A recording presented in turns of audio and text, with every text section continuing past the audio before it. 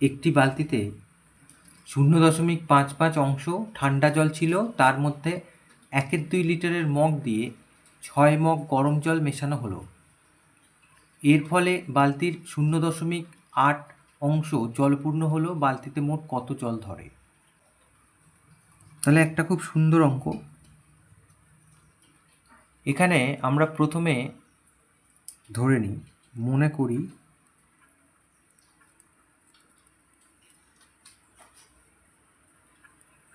বালতিতে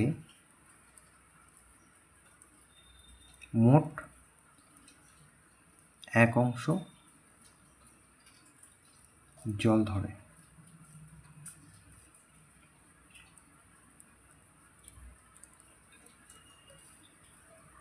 তাহলে এখানে বলেছে এত অংশ ঠান্ডা জল ছিল, আর এই 1/2 লিটারের মগ দিয়ে 6 মগ গরম জল মেশানো হলো। তাহলে একটি মগে জল ধরে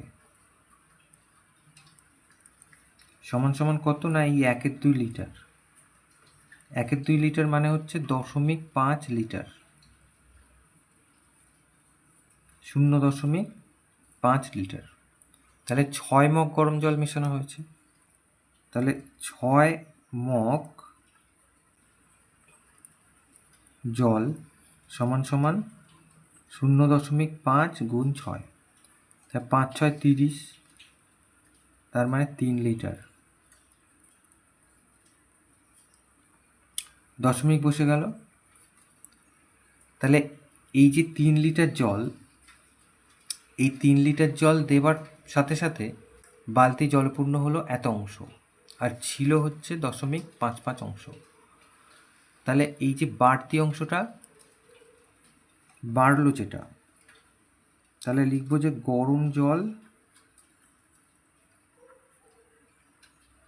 দেওয়ার ফলে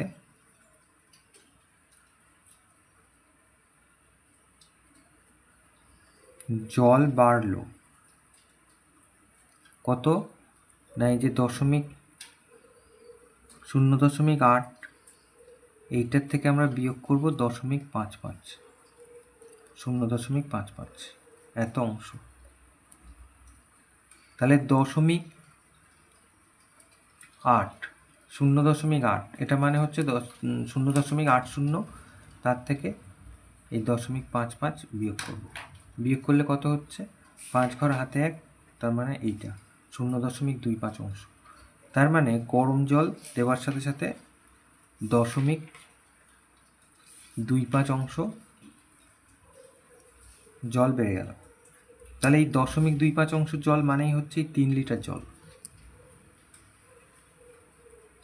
তাহলে প্রশ্নানুসারে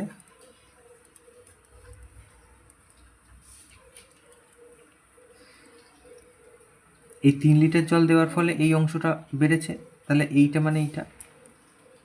তাহলে 0.25 অংশ সমান সমান 3 লিটার। তাহলে আমাদের 1 অংশ বার করলে উত্তর বেরিয়ে যাবে। তাহলে 1 অংশ সমান সমান 3 ভাগ 0.25, তার মানে 3 গুণ 0.25 মানে 0.25/100, তাহলে সেটা উল্টে যাবে।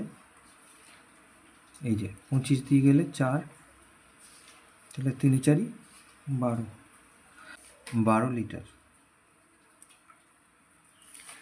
তাহলে অতএব উত্তর পেয়ে গেছি আমরা, বালতিতে 12 লিটার জল ধরে।